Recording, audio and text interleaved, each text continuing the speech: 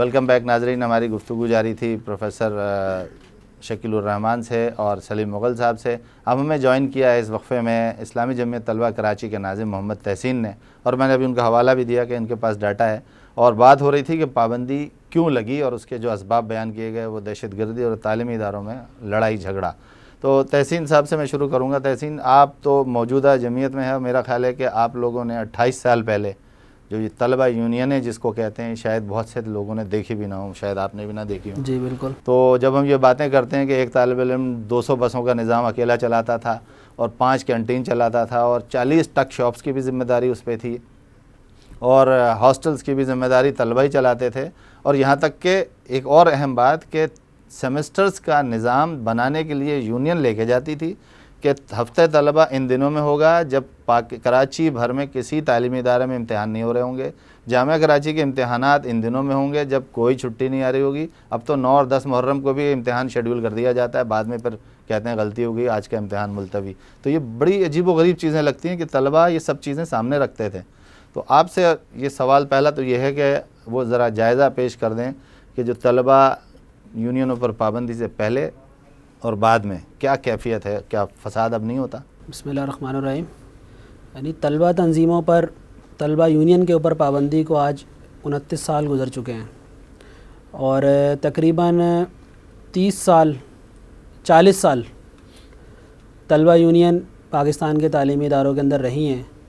اور انتہائی افسوس کے ساتھ یہ بات کہنی پڑتی ہے کہ جن طلبہ تصادم کو بنیاد بنا کر طلبہ یونین کے اوپر پابندی لگائی گئی, آج جب ہم اس کا جائزہ لیتے ہیں, اس فگر کو سامنے رکھتے ہیں, تو یہ چیز بالکل واضح ہو جاتی ہے کہ طلبہ یونین کے اوپر پابندی کے بعد تعلیمی اداروں کے اندر تصادم کا عنصر بڑھا ہے. طلبہ یونین جب اس کے الیکشن ہوتے تھے 1983 تک, جو پاکستان کے اندر, جو پاکستان کے تعلیمی اداروں کے اندر جو طلبہ تصادم ہوئے ہیں وہ 151 کی تعداد میں ہوئے تھے, اور 40 سال میں. اور آج جب ہم 29 سال گزرنے کے بعد اس چیز کا جائزہ لیتے ہیں تو طلبہ تصادم تعلیمی اداروں کے اندر 615 کی تعداد میں ہوئے ہیں. پہلے 115 میں, پہلے 151 میں ہلاکتیں یا زخمی ہونے کی تعداد کیا تھی؟ اس کے اندر جو ہلاکتیں ہوئی تھیں وہ 13 ہوئی تھیں, اور آج جو ہلاکتیں ہوئی ہیں وہ 189 ہلاکتیں ہوئی ہیں 29 سال میں. جبکہ اس وقت نہ رینجرز تعلیمی اداروں میں تھے, نہ پولیس تھی, نہ فوج تھی. بالکل. اور اب یہ سب موجود ہیں. اب یہ سب موجود ہیں. تو اس کو کیا کہا جائے, ان کی موجودگی میں یا ان کی سرپرستی میں؟ یعنی اس کو آپ کیا کہتے ہیں؟ میرا یہ خیال ہے کہ ان کی موجودگی کے اندر یہ تمام چیزیں ہو رہی ہیں جو ہم لوگوں کے لیے لمحہ فکریہ ہے. یعنی وہ سہولیات کہ جو طلبہ کو ملنی چاہیے, وہ ہاسٹل جو طلبہ کے لیے تعمیر کروائے گئے ہیں تعلیمی اداروں کے اندر, آج اس کے اندر جو وہ وردی والے افراد رہتے ہیں, اور ان لوگوں کے ہوتے ہوئے تعلیمی اداروں کے اندر تصادم ہونا, تعلیمی اداروں کے اندر ہلاکتیں ہونا, میرا یہ خیال ہے کہ یہ انتہائی افسوسناک ہے, اور ہم لوگوں کے لیے یہ لمحہ فکریہ ہے, اور ہمارے لیے یہ سوچنے کا مقام ہے. افسوس ہی کرتے رہیں گے یا کوئی متبادل سوچا؟ میں ابھی انہی کی طرف آؤں گا کہ شکیل صاحب کے سامنے تو ایک چیزیں تھیں کہ انہوں نے کہا کہ ہماری یونین تھی, ہم نوٹس بھی پرووائڈ کرتے تھے, بہترین طلبہ کو بھی گروم کرتے تھے, طلبہ کے اندر صلاحیتیں بھی بڑھتی تھیں, ڈیبیٹس کے مقابلے ہوتے تھے. لیکن اب آپ کے پاس کوئی متبادل ہے کہ اب یونین نہیں ہے تو کیا کریں گے؟ دیکھیں, یونین نہیں ہے, لیکن الحمدللہ اسلامی جمعیت طلبہ نے تو ان روایات کو آج بھی تعلیمی اداروں کے اندر زندہ رکھا ہے.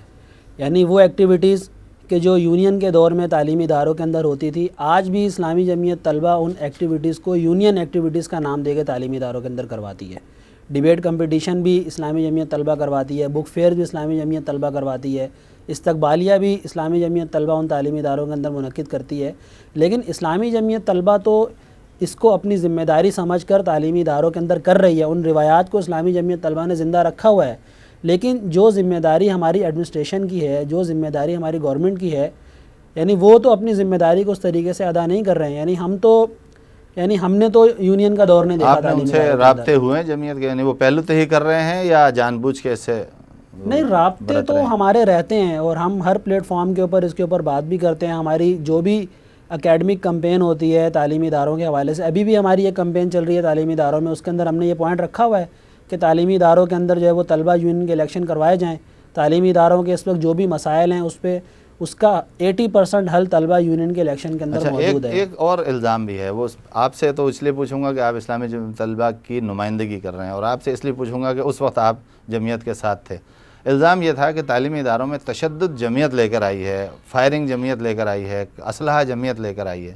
تو پہلے آپ سے، کیونکہ اس دور میں آپ جمعیت سے وابستہ تھے، کیا ایسا ہے کہ جمعیت تعلیمی اداروں میں تشدد دیکھیں لائی؟ ایک بات بڑی اہم ہے اور ریکارڈ پر بھی ہے. ابھی جو ہمارے ان دوست نے تشدد کے حوالے سے شماریات جو ہیں وہ فراہم کی، 1984 میں پاکستان میں سب سے زیادہ شائع ہونے والا اخبار، اس نے ایک پبلک فورم کروایا اور اس فورم میں میرا یہ بیان ریکارڈ پہ موجود ہے. آپ ان کی فائلز میں جا کے دیکھیں گے. 1984 کی میں بات کر رہا ہوں.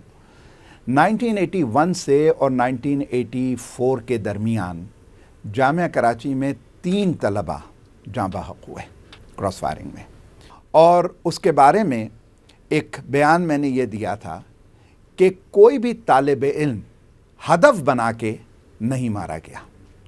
طلبہ نے اسلحہ استعمال کیا، کراس فائرنگ ہوئی اور اس کے نتیجے میں کسی کو گولی لگ گئی اور وہ جاں بحق ہو گیا. یہ کوئی بہت اچھی بات نہیں ہوئی، بہت افسوس کی بات ہے، بڑے دکھ کی بات ہے. لیکن طلبہ یونینز پہ پابندی لگنے کے بعد آپ یہ دیکھیے کہ تعلیمی اداروں میں ٹارگٹ کلنگ کتنی ہوئی ہے. یہ بھی ریکارڈ پہ موجود ہے. ٹھیک، تو یہ ٹارگٹ کلنگ اور حادثاتی کلنگ، ان دونوں کا بھی کمپیریزن کیجیے.